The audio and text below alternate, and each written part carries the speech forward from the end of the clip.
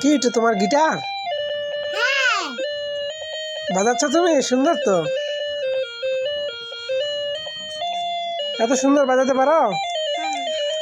ওরে বাপ, আমাকে শিখাই দিবা? এখনই দিবা? আচ্ছা তুমি আরেকটু বাজাও।